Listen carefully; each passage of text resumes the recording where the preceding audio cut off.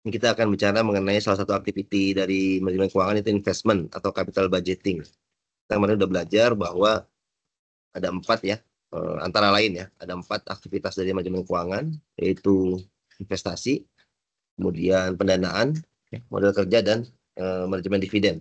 Nah, kita masuk ke aktivitas utama yang pertama ya, yaitu investment atau capital budgeting. Nah, seperti biasa saya akan mengutip sebuah hadis ya,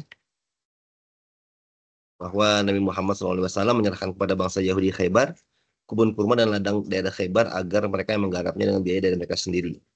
Dengan perjanjian Rasulullah SAW mendapatkan separuh dari hasil panennya. Nah, jadi hadis ini tentang investasi ya, bagaimana Nabi Muhammad SAW ini berinvestasi dan bekerjasama dengan Yahudi Khaybar. Nah, ini adalah gambaran besar dari program kita ya. Ini tadi ya, ada 4 aktivitas utama, antara lainnya ada 4 aktivitas utama. Nah, kita akan masuk ke aktivitas investasi atau capital budgeting.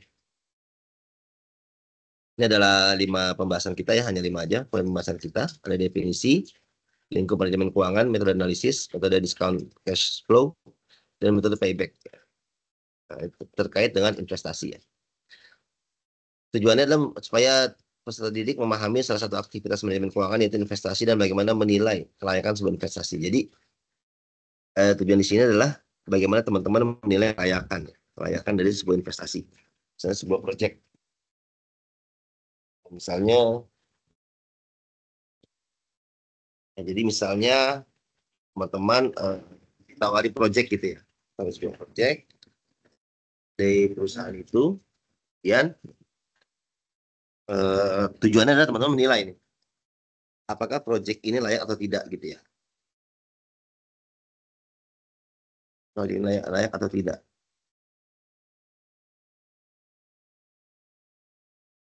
Nah, jadi itu intinya ya. Jadi ketika ada proyek investasi, itu teman-teman diminta untuk menilai, mengakses apakah proyek ini layak atau tidak. Nah, parameter layak atau tidaknya adalah kalau layak, kalau menguntungkan berarti dianggap layak. Kalau tidak menguntungkan atau rugi, itu dianggap tidak layak gitu ya. Itu kan tujuan kita investasi adalah bagaimana supaya uang kita itu bertumbuh ya, bertambah. Kita mendapatkan return dari investasi itu. Nah, kalau uang kita hilang atau berkurang, itu berarti tidak perlu diambil investasi tersebut. Gitu. Ya, pengantarnya ya. Oke, nah ini definisi investasi. Investasi itu adalah penanaman uang atau modal dalam suatu perusahaan atau proyek untuk tujuan memperoleh keuntungan. Ya. Ini berdasarkan KBBI. Investasi adalah segala sesuatu yang bertujuan untuk mengembangkan harta yang dimiliki. Jadi kita punya harta 1.000, kita investasikan, insya Allah menjadi 1.500, 2.000, dan seterusnya. Nah, jadi ada aktivitas investasi mengandung hal berikut ya. Pertama, tujuan dan kebutuhan yang spesifik dan terukur, jumlah dana yang dibutuhkan, jangka waktunya ya, instrumennya apa atau kita mau invest di mana, dan strategi untuk mencapai tujuan tersebut. Nah, kemudian kalau kita berinvestasi, itu ada kaidah, yaitu al-gunmu bil gunmi ya. Ada hasil dari risiko. Jadi kalau kita investasi, kita pengen bisnis, itu kita jangan hanya berpikir untungnya, kita juga harus siap rugi gitu ya. Jadi siap untung dan juga siap rugi. Kenapa? Karena setiap bisnis, setiap ada keuntungan itu ada risiko di situ ya. Risiko itu ketidakpastian. Ya, dia bisa untung, dia bisa rugi. Nah, ini investasi. Sampai sini ada pertanyaan, teman-teman? Kita lanjut. Kemudian capital budgeting. Jadi investasi itu juga bisa dianggap sebagai capital budgeting atau penganggaran modal. Itu proses menganalisis investasi aktif tetap yang potensial. Nah, keputusan penganggaran modal ini mungkin bagian terpenting yang harus dilakukan ya. Karena proses perencanaan dan pengelolaan investasi jangka panjang perusahaan ya. Manajer keuangan bertugas menginvestasi peluang investasi yang memberikan hasil lebih besar dibanding biaya investasi peluang. Jadi, ketika teman-teman sebagai manajer keuangan, teman-teman juga harus terkait investasi ini terkait dengan capital budgeting ya. Jadi penganggaran modal. Modal kita mau di kemana ini? Di perusahaan itu dari modal ya. Modal ada sekian M misalnya, berapa yang diinvestasikan, berapa yang buat modal kerja seperti itu. Nah, ini lingkupnya, manajemen keuangan ya, lingkupnya seperti ini. Ya, investasi bagaimana menginvestasikan dana sehingga memberikan nilai tambah atau capital budgeting. Nah, itu masuk ke financial decision making. Nah, di sini kalau teman-teman lihat, kemarin kita sudah belajar apa namanya perencanaan keuangan ya. Perencanaan keuangan itu salah satunya adalah bagaimana rencana pertumbuhan perusahaan. Perusahaan itu harus bertumbuh. Tahun depan kita mau bertumbuh berapa persen nih? Anggapnya 10%. Ya, pertumbuhan 10% berarti pertumbuhan aset itu 10%, pertumbuhan apa namanya profit juga 10%. Nah, gimana supaya perusahaan bertumbuh? Itu tentu dengan peningkatan sales ya. Salesnya meningkat. Nah, salesnya meningkat, ini tentu ada, kita hitung nih, kita butuh aset berapa. Contoh misalnya di manufaktur. Teman-teman sekarang mau produksi misalnya 100 unit misalnya. Anggaplah 100 sepeda motor misalnya. Setiap bulan 100 sepeda motor. Nah, kita pengen jualan lebih nih. Kita pengen jualan 120 misalnya gitu ya. Tahun lalu 100, kita tahun depan pengen 120. Nah, apakah ada aset yang dibutuhkan gitu ya? Apakah kita butuh mesin tambahan gitu ya? Nah, kalau kita ada mesin tambahan, berarti kita harus membeli mesin tersebut. Ya, anggaplah keputusannya adalah membeli ya, bukan menyewa, bukan minjem, bukan apa, kita membeli. Berarti ada uang yang di sana kan. Nah, itu disebut dengan dianggap sebagai investasi. Jadi perusahaan yang bertumbuh, salesnya bertumbuh, ternyata kita hitung kita butuh tambahan aset mesin lah, anggap gitu ya. Nah, kemudian ada modal kerja ini untuk sehari-hari, untuk bahan bakarnya, ya untuk biaya manpowernya, pekerjanya, ada modal kerja. Nanti baru dananya dari mana nih? Nah, kalau butuh dana, berarti kita dari luar disebut dengan pendanaan. Jadi hubungan antara investasi, pendanaan, dan modal kerja kurang lebih seperti ini ya teman-teman ya. Nah, jadi kalau investasi itu masuk ke penambahan aset. Ya, jadi kalau misalnya memang kita pengen apa namanya bertumbuh, pengen nambah jualan, kita nambah produksi, kita butuh tambahan aset, termasuk ke long term investment. Nah, kemudian di sini kalau investasi, kalau di neraca ya, laporan keuangan dia masuk ke long term aset di sini, di bagian aset di balance sheet.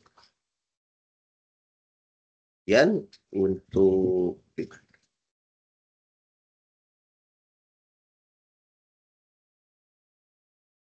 kalau berinvestasi ya,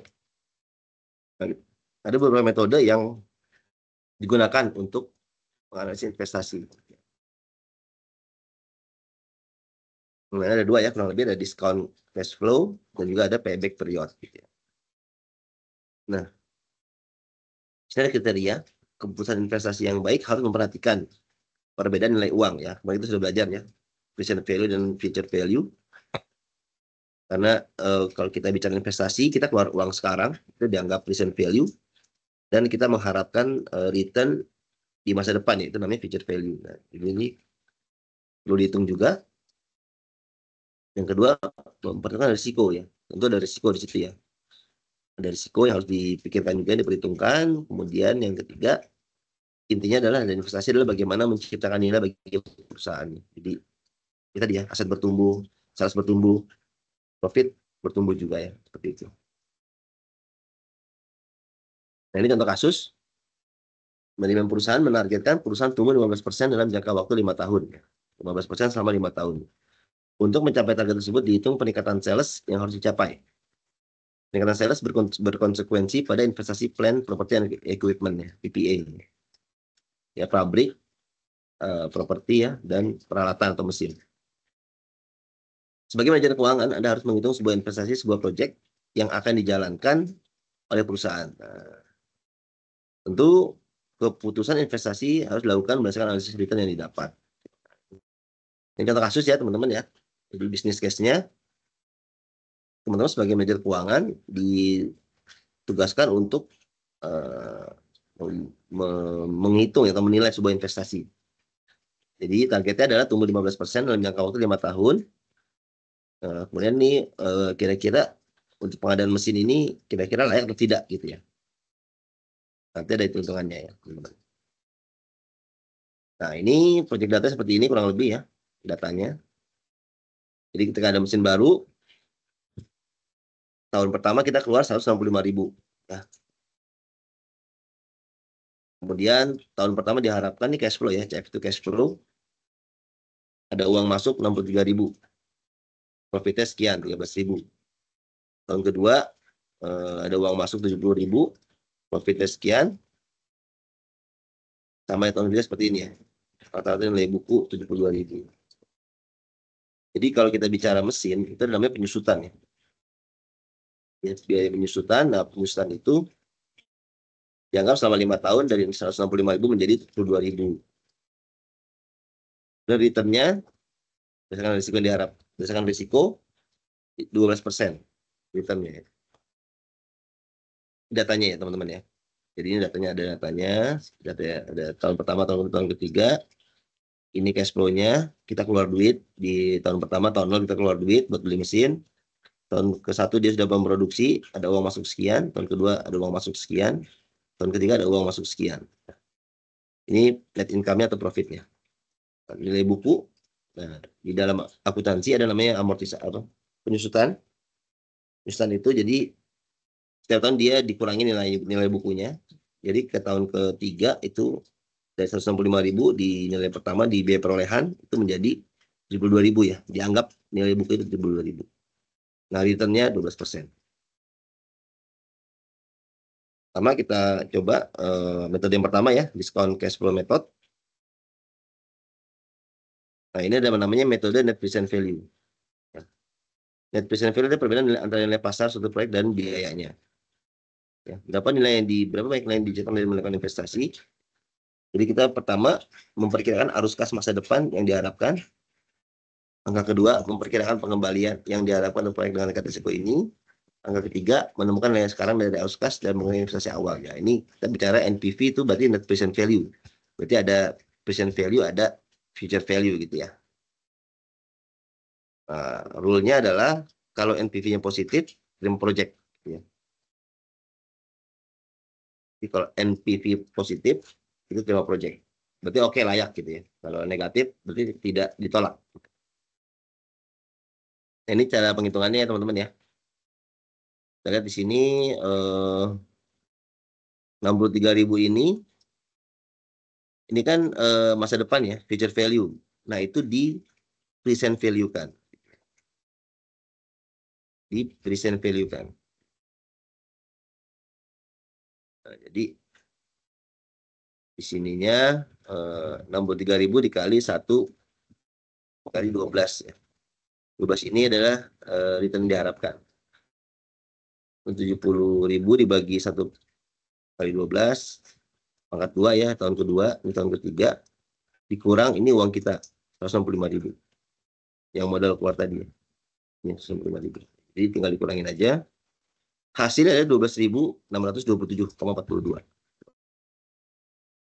Ini ya rumus ini ya, di present value kan ya. Jadi ini di present value kan 63.000 ini kan masa depan. Kalau di sekarang kan, di nilai sekarang itu berapa? Ini nilai tahun 2025 63.000. 2024 nilainya berapa? Nah, gitu ya. 70.000 tahun 2026 kalau dihitung di tahun 2024 ada berapa nilainya? Sama juga ya. Jadi makin berkurang ya, semuanya berkurang. Dikurang 165.000 itu hasilnya 12.627. Nah, pertanyaannya apakah kita menerima atau tidak atau menolak? Kira-kira gimana? Terima atau tolak nih? Benar? Terima atau tolak kira-kira? Rule-nya apa rule-nya?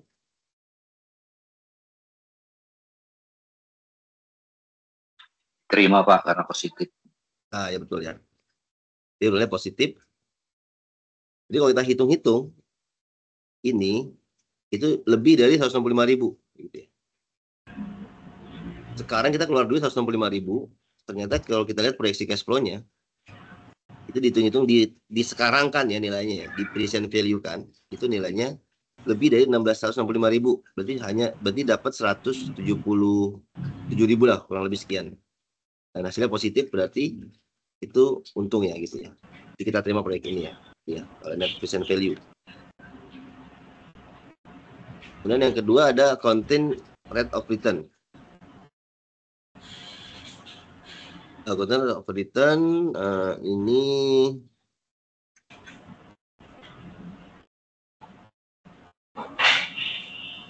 apa ya? Tolong di mute nih.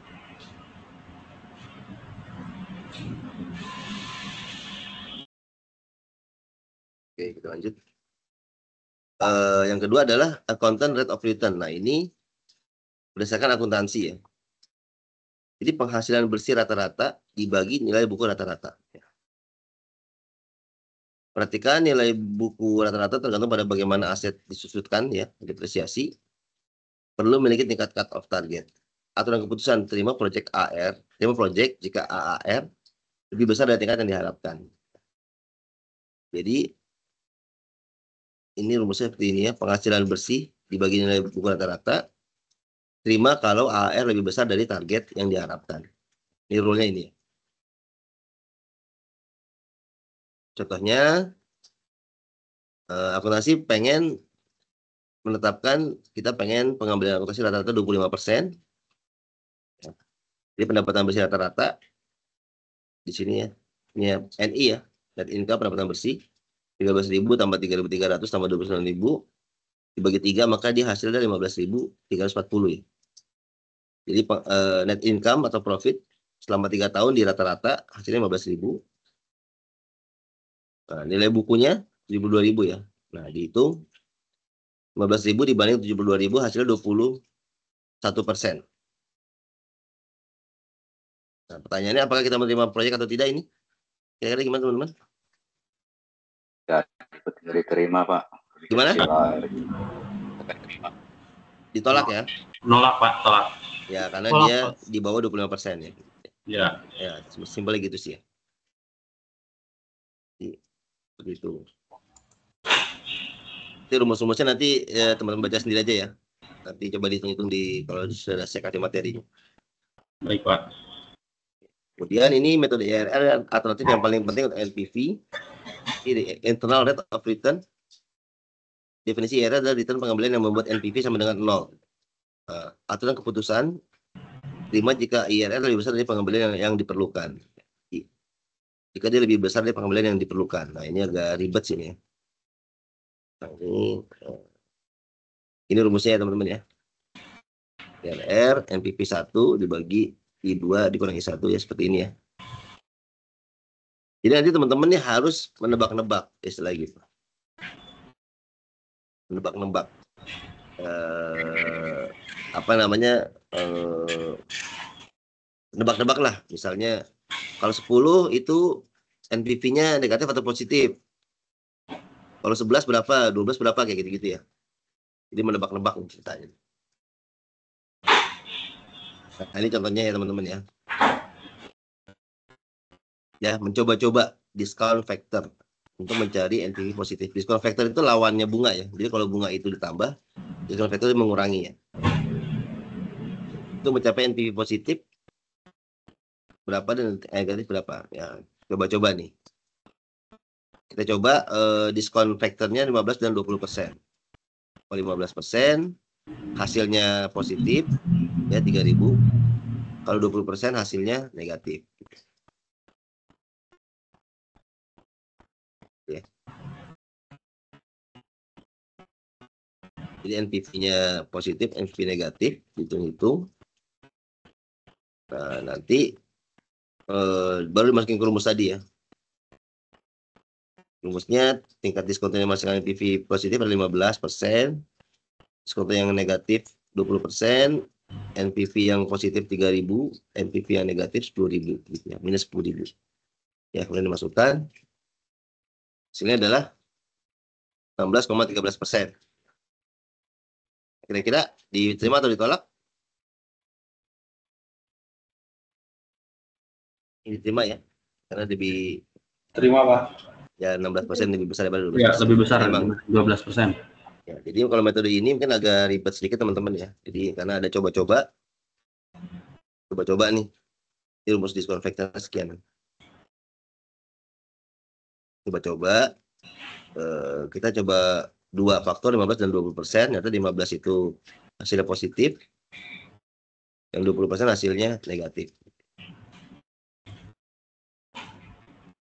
Ya, ini dari jumlah ini ya, jumlah 54, 53, 59 ini dikurang 165, hasil 3.000 ya.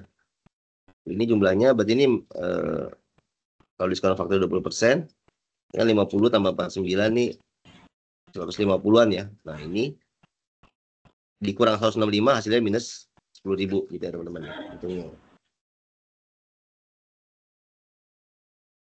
Ini jadi agak ribet. Nah ini kalau kurang lebih gambar seperti ini. Jadi 16,3% itu adalah ketika NPV-nya 0. Ya. Impasnya di sini nih, di angka 16%.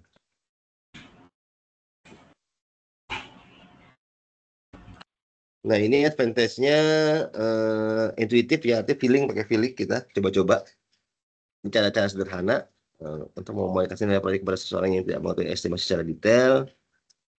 Jika ER cukup tinggi, mungkin tidak perlu memperkirakan pengembalian yang diperlukan. Ya. Yang seringkali itu bukan tugas yang sulit. Jadi ini karena dia coba-coba, jadi memang cukup menarik gitu ya. Yang kedua, tadi kan diskon value, sekarang payback method ya. Payback method, berapa lama untuk mendapatkan biaya awal kembali secara nominal ya, balik modal ya istilahnya. Komputasinya, penghitungannya, perkirakan arus kas, kurangnya arus kas masa depan, mulai biaya awal sampai biaya investasi. Aturan keputusan terima jika periode pengembalian kurang dari batas yang ditetapkan, misalnya 5 tahun. Jadi target balik modal 5 tahun, pas kita hitung ternyata kurang dari 5 tahun balik modal. Nah itu berarti dianggap layak gitu ya, teman ya. Ini contohnya lagi ya tadi. Kalau kita hitung-hitung, tadi proyek tadi ya, 165.000, tadi kan ada cash flow 63.000 ya. Jadi dikurang 165, dikurang 63, 101, belum BEP. 101 nanti dikurang lagi tahun kedua dapat cash flow 70.000, hasilnya 31.000, belum BEP. Tahun ketiga, 21 dikurang 91, dapat 60.000.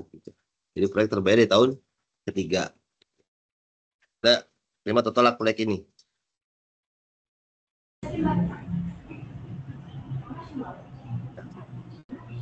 Kita terima ya, karena dia 3 tahun udah balik modal, dari targetnya 5 tahun. Jadi dia lebih cepat dari target yang ditetapkan. Terima berarti ya Pak. Ya, ini simpel aja kan. Ini simpel ini. Kita kalau 165, dapat duit berapa? 63.000 di tahun pertama kan. Kurang Ya. Kita 101. Nah, 101 ini dapat duit berapa tahun kedua? 70.000. 70.000. Dikurang sisa 31.000 gitu ya. Terus dikurang lagi tahun ketiga berapa nih? Dapat cash flow-nya 91.000. Nah, ada minus 60.000. Jadi kita ini udah balik modal di tahun 3 gitu ya. Ya. Itu tadi ya. Ini kan contohnya ya yang tadi ya, datanya ini ya, datanya ya. Mana ya? Ini ya. Ini datanya ya. Tahun pertama 63.000, tahun kedua 70.000, tahun ketiga 91.000. Nah, ya. Total dikurang, nanti tahun ketiga udah balik modal nih. Targetnya 5 tahun, berarti lebih baik dan kita terima proyek tersebut gitu ya.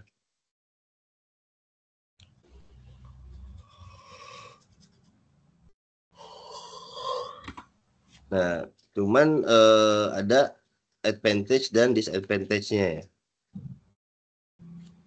Untung dan ruginya. Untungnya adalah gampang dipahami ya. Yang kedua, menyesuaikan ketidakpastian proyeksi arus kas. Tapi ini bias terhadap likuiditas atau proyeksi cash flow belum tentu liquid. Jadi cash flow itu belum tentu ada ya. Kadang-kadang ada orang bayar tapi utang ya. Nah, itu kan berarti kan belum tentu ada uangnya. Nah, disadvantage-nya mengabaikan nilai waktu dari uang. Jadi tidak ada present value, tidak ada future value di sini. Titik cut off-nya tadi 5 tahun ya, tanpa ada standar, terserah kita aja mau berapa tahun. Yang ketiga, mengabaikan arus kas di luar batas waktu ya. Jadi setelah 3 tahun kita abaikan tadi ya. Kalau sudah balik modal kita abaikan. Yang keempat, bias terhadap proyek jangka panjang, penelitian dan pengembangan proyek baru. Jadi ini kurang pas kalau untuk proyek jangka panjang, karena cash flow-nya belum ada ya. Misalnya kita proyek jangka panjang penelitian 10 tahun, 10 tahun kita buang duit gitu ya, belum ada pemasukan seperti itu. Hanya kurang disarankan untuk menggunakan metode payback period ini.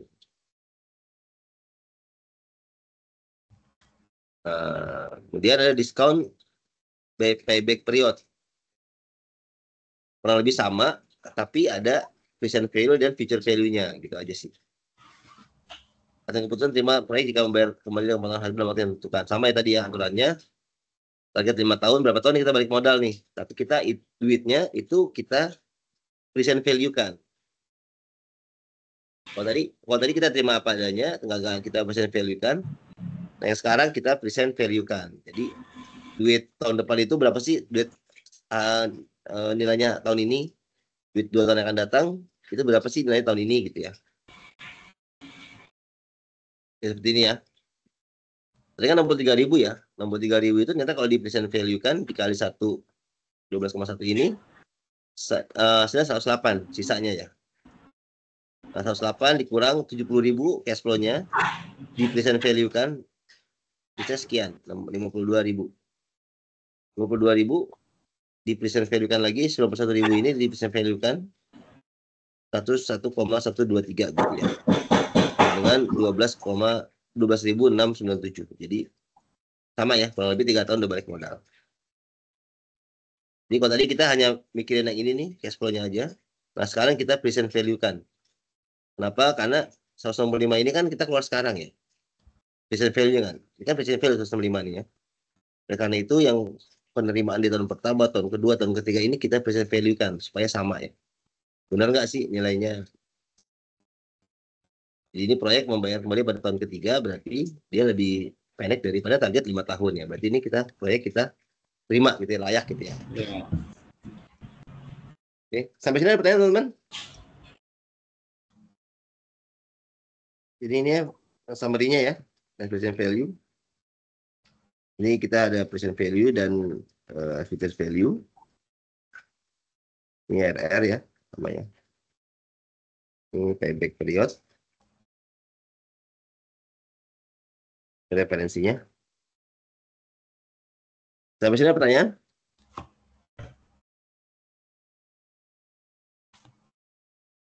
Kalau tidak ada, kita lanjut ke materi selanjutnya ya. Oh ya, untuk absensi saya buka yang ketiga, saya lupa yang kemarin yang ketiga ya. Silakan absen ya, nanti habis kuliah ini saya buka yang keempat. Oke Pak, siap. Kita lanjut untuk pendanaan.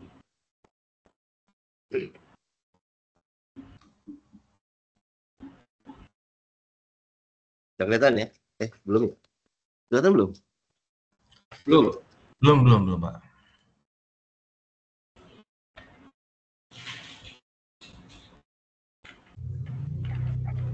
Pendanaan.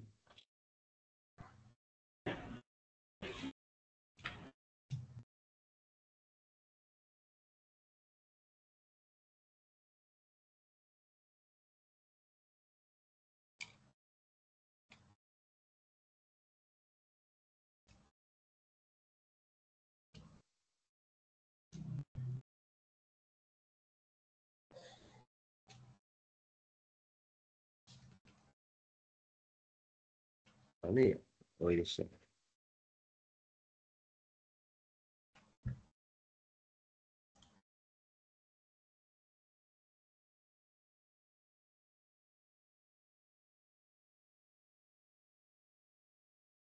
sudah kelihatan ya. Materi kelima. Sudah Pak. Oke, kita masuk ke materi kelima tentang manajemen keuangan. Kita akan diskusi mengenai pendanaan ya, atau capital struktur modal. Ini ada sebuah hadis ya. Barang siapa yang mati dalam keadaan masih memiliki hutang 1 dinar atau 1 dirham, maka hutang tersebut akan dilunasi dan kebaikannya di hari kiamat. Ya, karena di sana tidak ada lagi dinar dan dirham. Ya. Jadi ini salah satu warning buat kita ya, supaya hati-hati dengan hutang ya teman-teman ya. Dengan hutang apalagi sekarang kan sudah marak ya, pinjol gitu ya. Itu hati-hati teman-teman ya. Jangan ya kalau nggak perlu nggak usah ngutang lah gitu. Utang itu halal tapi kalau nggak perlu kita ngutang ya takutnya kita nggak sanggup bayar. Apa ada yang teman-teman ada yang punya utang di sini? Yang punya utang Cicilan ya Pak? cicilan. Pinjol. Oh, alhamdulillah enggak. Ya, pinjol karena nggak ada. Ya kalau ya saya juga di finance ya, saya kerja di finance itu memang kita masih finance tradisional sih ya. Maksudnya udah clear apa sih jelas gitu ya. Angsurannya berapa tuh jelas. Nah, kalau pinjol itu kan kita ngutang berapa atau harus bayar berapa gitu ya. Dan itu berkali-kali lipat. Nah, itu juga ya kadang-kadang miris juga yang lihat itu. Utangnya 10 juta atau bayarnya 40 juta kayak gitu. Nah, itu dan itu jadi bunga berbunga ya. Istilahnya itu kalau di keuangan tuh jadi bunga. Tadi kita kan sisa saya tadi ya kita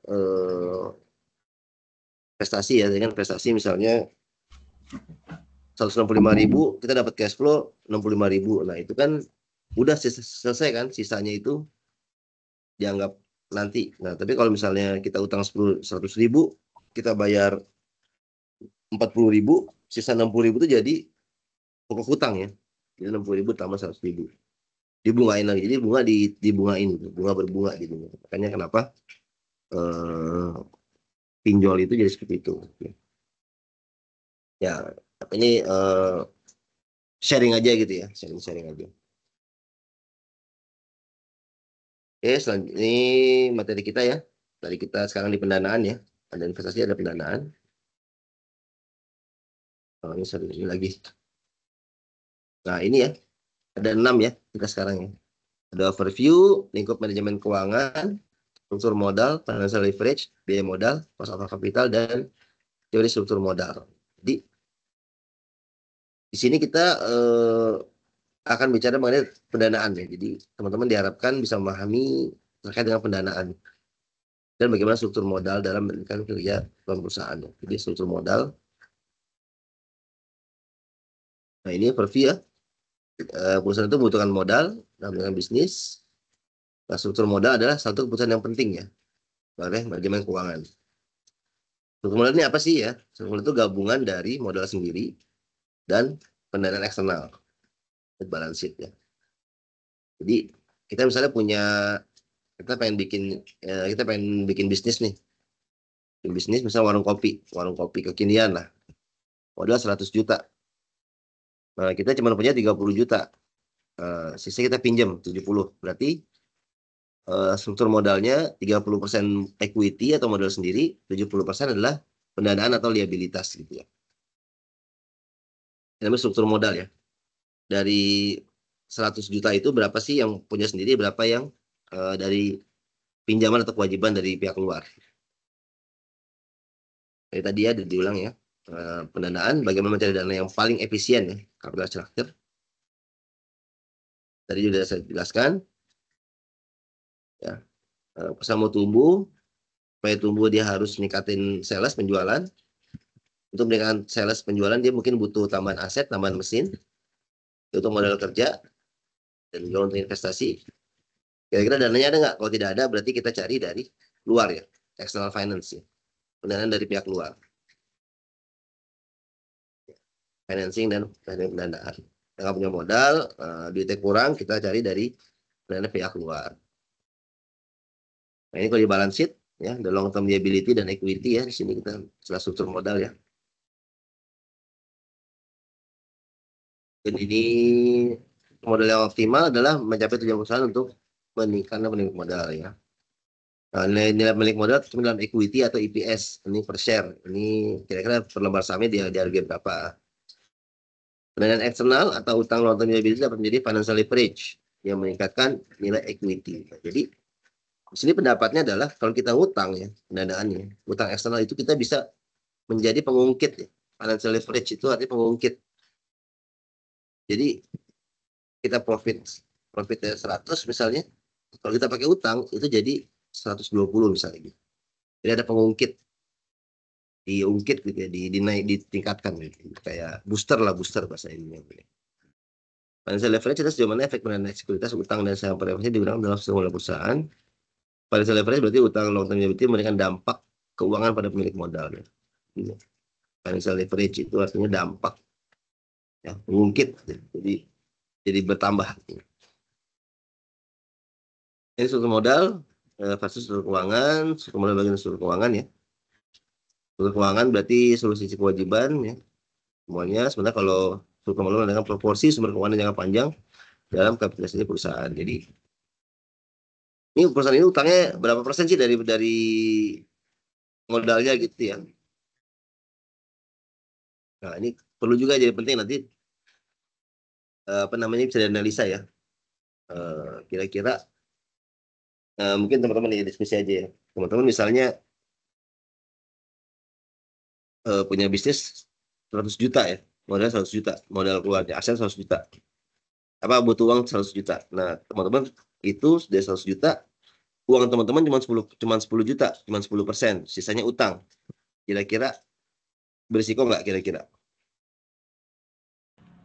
Kayaknya sih berisiko Pak ya. Kenapa risikonya? Itu dari nominalnya pun nggak setengahnya. Nah, ya jadi struktur modal ini cukup berpengaruh ya.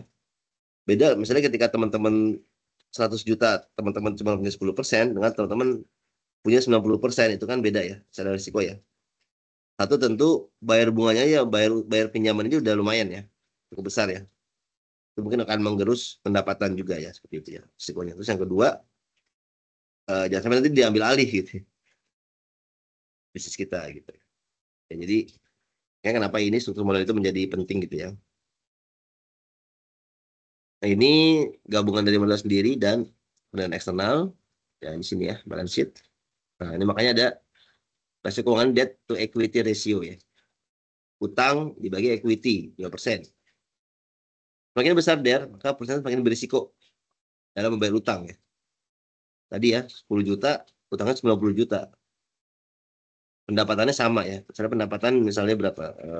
Pendapatan sama. Tapi kan dia harus bayar utang yang 90 juta itu kan. Bahkan menggerus pendapatan kita ya.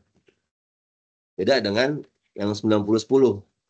Modal sendiri 90, pinjaman 10. Nah, berarti kan kita cuma bayar 10 juta utangnya ya. Ya itu mungkin tutup mata lah. Ya, gitu ya. Jadi terutama risiko dalam bayar utang. Nah, ini rumusnya untuk struktur modal ya. Untuk modal ini debt to equity ratio, long term liability dibagi equity ya. Misal perusahaan memiliki equity sebanyak 500 miliar, long termnya 300 miliar, maka DER-nya adalah 60%. Artinya 60% modal yang dimiliki perusahaan dari utang. Ya teman-teman ya.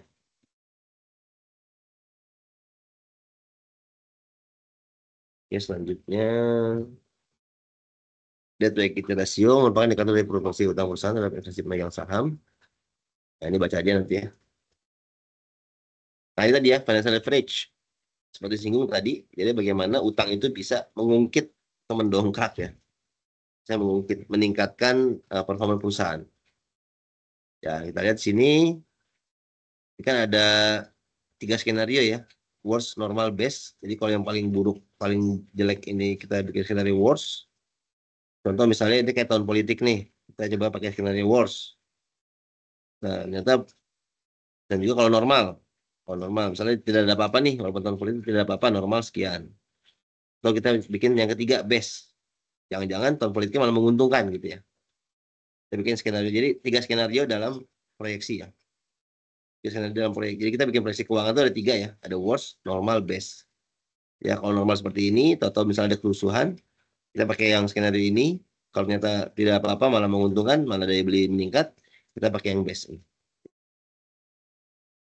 Ini ada 2 ya. Ada satu yang biru ini tanpa utang. Yang kedua ini yang bawah, dia dengan utang ya. Kita lihat nih. Bunganya 10%, maka cicilan bunga yang dibayar 400.000 ya.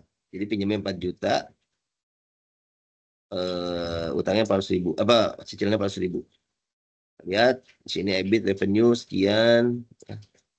Jadi kalau worst kan lebih rendah ya. Kalau normal biasa, ini best. ROE-nya, return on equity-nya 8%, 6%, 12%, 18%. Ini share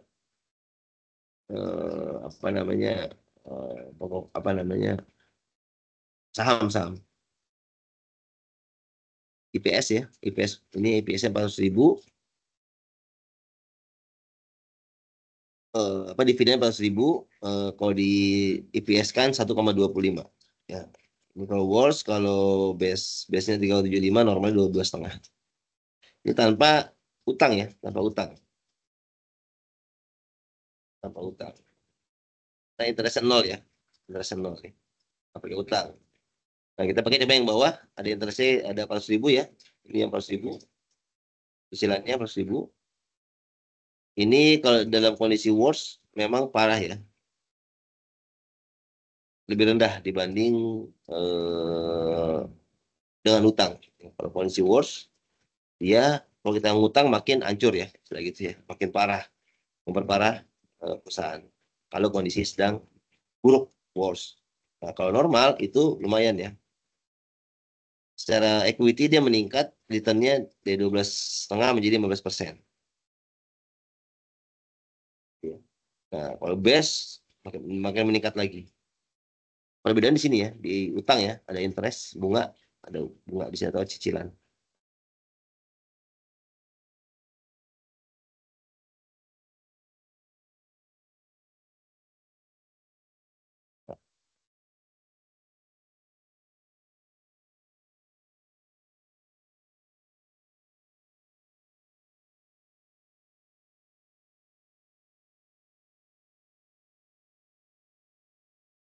Jadi equity yang berbeda ya, equity-nya.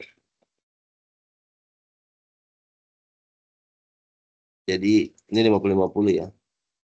Ya beda di sini ya. Equity-nya kan full punya kita sendiri nih. Kalau di sini equity-nya 4 juta, yang sisanya 4 juta utang. Nah, dapatnya sekian. Teman-teman ya, itu makanya disebut dengan leverage, pengungkit. Kalau kondisi normal dan base, dia bisa tambah ya. Itu kondisinya worse, dia makin parah. Yang disebut dengan financial leverage. Nah, ini tadi ya. Financial leverage, kalau bisa mengambil utang dalam struktur modalnya. Pada tingkat tertentu, utang dapat memberikan dampak peningkatan ROE dan EPS. Yang berarti peningkatan peringkat sahamnya. ROE itu kan return on equity, EPS earning per share ya, atau dividen. Nah, kalau pemegang saham senang nih. Kalau ROE-nya meningkat, dia senang. Karena kan dia sudah punya modal, dan dana modal, return on equity-nya berapa sih? Gitu. EPS juga sama, ini dividennya. Kalau semakin tinggi, semakin senang dia ya. Oke, nah ini tadi ini EPS dan debit ya. Tadi ini kurang lebih begini ya, yang financial leverage ya. Jadi tanpa utang dia stabil aja gitu ya, linear gitu. Tapi kalau dia dengan utang dia bisa, ya kurang lebih begitu ya. Nah, kemudian ada biaya modal. Tadi kita kan pengen cari modal yang efisien ya gitu ya. Nah, ini baca aja sih teman-teman ya. Saya begini cost of debt gitu ya. Nah, tentu kita kalau kita bicara pinjaman dana itu ada biayanya ya. Ini ya. Setiap sumber ada konsekuensinya, yaitu return dari equity dan bunga dari debt atau utang. Jadi kita bunga itu kita harus kita itu sebagai pengeluaran, maka disangka sebagai biaya, cost of capital, biaya modal. Kita pinjam duit, ada bunganya, itu kita sebagai biaya modal.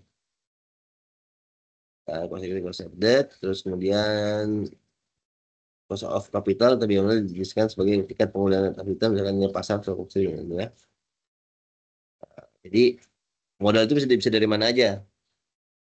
Bisa dari saham, bisa dari utang ya, debt, bisa dari saham, preferred stock, dan common stock, atau saham biasa. Utang, saham preferensi, dan saham biasa. Jadi kita cari modal itu bisa dalam bentuk saham atau dalam bentuk utang gitu ya. Oke, lanjut cost equity adalah tingkat pengambilan return yang dikenal investor di mereka di perusahaan ya. Jadi kadang-kadang kita juga eh, diminta oleh pemilik modal, saya pengen modal saya naik sekian, return yang mereka harapkan. Cost of debt ini biaya utang ya. Kalau sumber modal hanya dari satu sumber, misalnya pinjaman bank, biaya modal dapat dihitung dengan menghitung biaya real dibagi penerimaan bersih ya. Gampang hitungnya cuma satu. Tapi kalau banyak, nah itu kita harus bobotkan. Gitu. Namanya WACC. Weighted Average Cost of Capital atau biaya modal rata-rata tertimbang dihitung dari biaya utang setelah pajak dan biaya ekuitas. Ini itu modalnya, ini contoh soalnya ya. Untuk kasusnya biaya modal sebenarnya dicari dengan perusahaan dengan sumber dana. Contoh, perusahaan mengambil pinjaman bank sejumlah 100 juta dengan bunga 20% per tahun ya, per tahun. Biaya admin 200.000 dan provisi 100 juta. Itu biaya modal ya.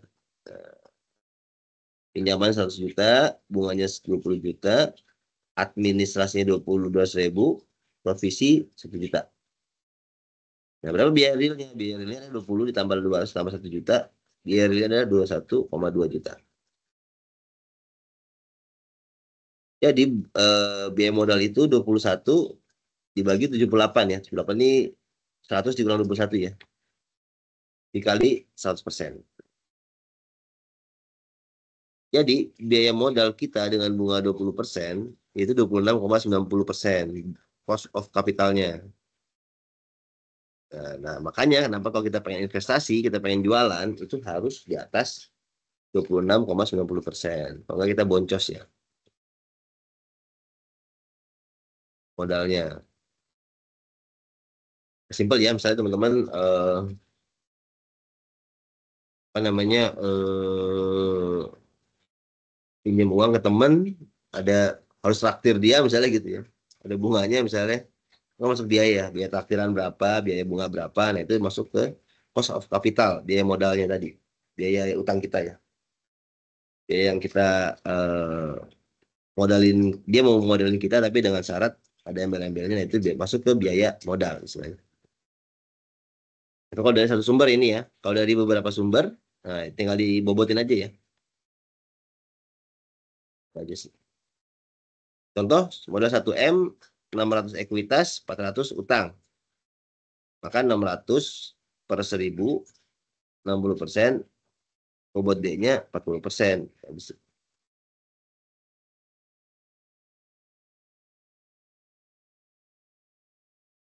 Tinggal dibobotin aja. Nah, ini 4 komponen WACC ya. Tadi ada debt, preferred stock, common stock, return earning. Kita baca aja nih. Nah, itu rumusnya ya. WD dikali KD 1 min tax plus WP dikali KP plus WE plus KEKE gitu ya. Ini kan tadi kan ada modal kita ada banyak nih. Dari utang, ada dari saham ya, equity ya. Preferred stock ini antara utang dengan equity.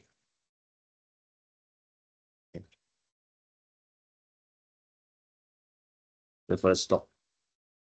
Ini common stock. Ada 4 komponennya. Nah, terus kita tadi 3 ya selain dividennya. Tinggal aja nih. Soal suatu perusahaan memiliki struktur modal 40 juta dari obligasi dan 30 juta dari saham preferred dan 90 juta dari saham biasa. Biaya obligasi sekian, saham preferred sekian, pajaknya sorry, biayanya ini persen. Kita pengembalian itu sementara. Jadi dihitung bobotnya berapa persen nih? Obligasi kan 40 juta dari 40 juta. Oh, enggak ada ya. 40 juta dari 160 ya. Jadi kita punya modalnya obligasi 40, saham preferred 30, saham biasa 90, total 160. Nah, obligasi ini berapa persen dari 160? 40 dibagi 160 sama dengan 25. Saham preferred 30 dibagi 160 sekian, sekian, sekian. Kayaknya sekian. Ya, timbang berapa nih?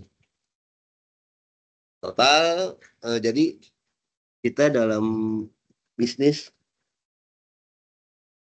kita untuk mendapatkan modal, kita harus keluar dana sekian nih, 16% biaya modalnya. Nah, berarti kalau pengen invest, harus lebih dari 16,05%. Supaya bisa ini ya. Ya, teman-teman ya. Sampai sini ada pertanyaan? Pak bingung? Nanti baca-baca aja ya. Bingung. Sebenarnya simpel sih itu. Cuman bagi-bagi aja. Nggak terlalu rumit sih. 40 ditambah 30 tambah 90 total 160. 40 ini berapa persen dari 160? 20%. 30 berapa persen? 15%. Ini 56% gitu ya. Biayanya sekian biayanya nih. Ada kan biayanya kan. 14, 18, 16. Terus di sini tinggal dikali ya. Berarti sekian. 15%.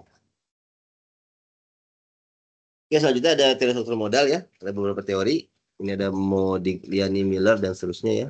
Ini teman-teman baca aja sini teori-teori aja sih. Ya.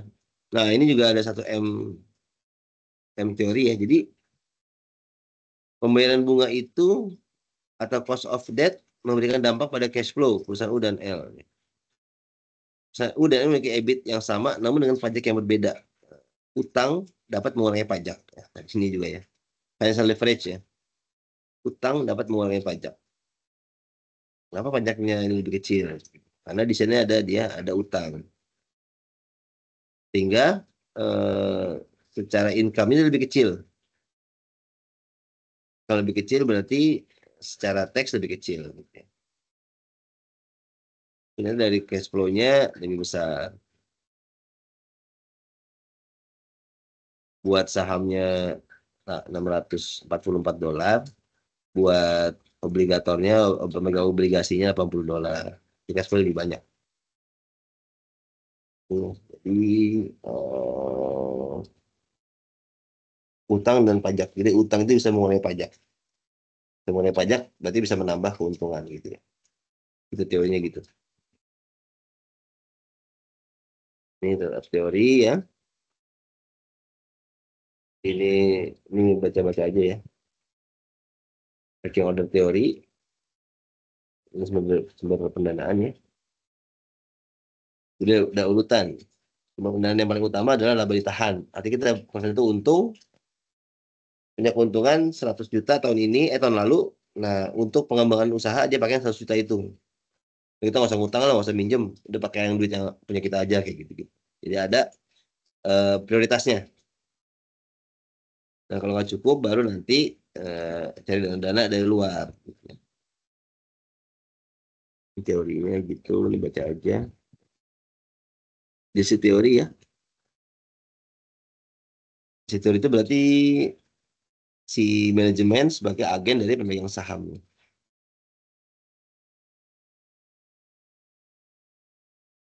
Ini teorinya aja. Oke, ini take away-nya. Pendanaan adalah suatu aktivitas manajemen keuangan yang menentukan financial decision perusahaan. Jika modal perusahaan kurang mencukupi untuk membangun bisnis, maka perusahaan dapat mengambil pendanaan dari pihak lain gitu ya, obligasi, pinjaman dan lain-lain. Jika demikian, maka aset perusahaan dibiayai oleh equity dan liability. Nah, struktur modal berapa nih? Berapa persen? Equity-nya berapa? Apa namanya? Liability-nya berapa?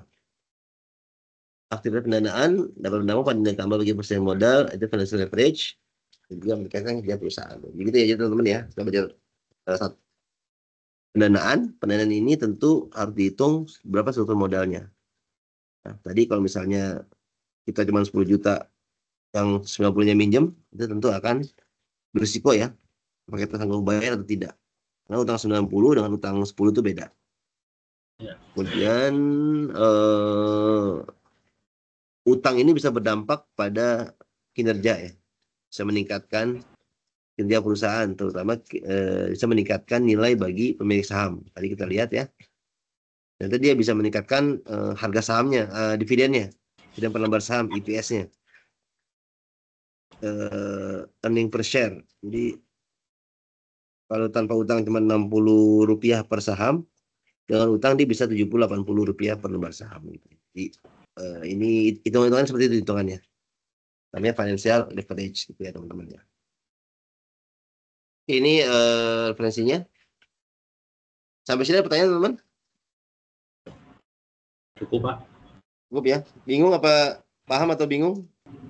Nah, mungkin perlu pendalaman nanti. Oke.